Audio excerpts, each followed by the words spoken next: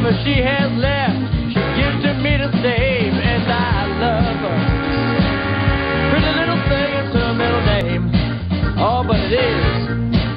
Welcome back to Breakfast Television. You're listening to the music of the J.W. Jones Blues Band. Joining me in the studio right now, J.W. Jones. Thanks very much for coming in today. Thanks for having us. So as I mentioned, you guys were playing at the Blues on White last night? Yeah, we're there last night and all this week until Saturday night. Right through. What's it like playing at that venue for you? It's great. You know, it's actually my favorite club in Canada because you get to hang out for the whole week. You know, you get a feel for it. The audience grows every night, too, so it's a lot of fun. Right. So you're here until Saturday, and then you're hitting the Rockies. Yeah. I see Banff and Jasper. Hey, that's not going to be a bad swing on the tour, is it? Yeah, it'll be fun. Actually, we're going all the way to Nanaimo on this tour. The last couple of years, we've only made it to Alberta, so this will be great to go all the way to the island. Now, the last time you were here, well, back in June, the Edmonton Sun wrote a review on you and said that you were the hardest working bluesman in Canada. Give us an idea of how much work you're doing these days. Well, we tour quite a bit. I think the reason we have that title is just because we go to Europe regularly. We've been to Australia, Brazil, throughout the States, so for logging tour dates, we're definitely up there. So when you got into this business and you formed your band, did you think of, yes, I'm making music to appeal to people? Did you think, I want to use this to travel the world and see what's out there? It actually didn't occur to me at the time. You know, I just got into it because I love the music, and it paid off that way. So it's like a paid vacation a lot of the time. So is it your agent then that's finding this stuff, or you're saying, now I'd like to go here. Do you want to see if anybody's interested in us?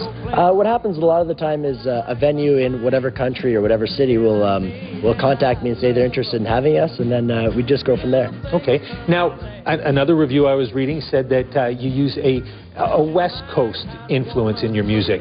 As somebody who's not as familiar with jazz, I don't know what I would be listening to as far as that's concerned. Can you explain that? Well, in terms of blues, the West Coast sound is a bit more swingy than other styles.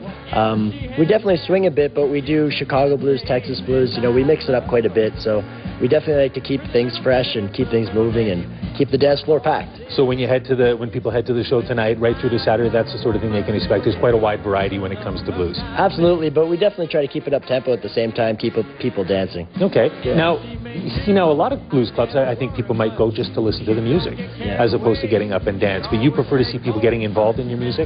Definitely. I mean, there's two different types of people. You know, some people like just hanging out and watching, but other people like to dance, so we're cool with either way. Fair enough. Now, have you been watching the hockey at all? Because I see you're from Ottawa. Absolutely. Okay. Go Sens go. Yeah, it's been a long time for you guys, hasn't it? It has. You know, last year in the playoffs, I kind of gave up on the team after they got beaten by Buffalo, but this time, you know, it feels like we're going all the way. You think so, eh? Yeah. Anaheim's not going to be a roadblock for you guys? No one's a roadblock anymore. Will you be singing the blues for Anaheim in a couple of weeks, do you think? I won't be singing blues for them. I'll be happy about that. They'll be singing the blues, I guess. Maybe that's how it'll work. Yeah. So you've got an album that just came out last year, and tell us about it. It's called Kissing in 29 Days. It's got David Fathead Newman on saxophone. He played with Ray Charles for 12 years, so it's great to have a legendary guest like him on there. And it's our fourth release.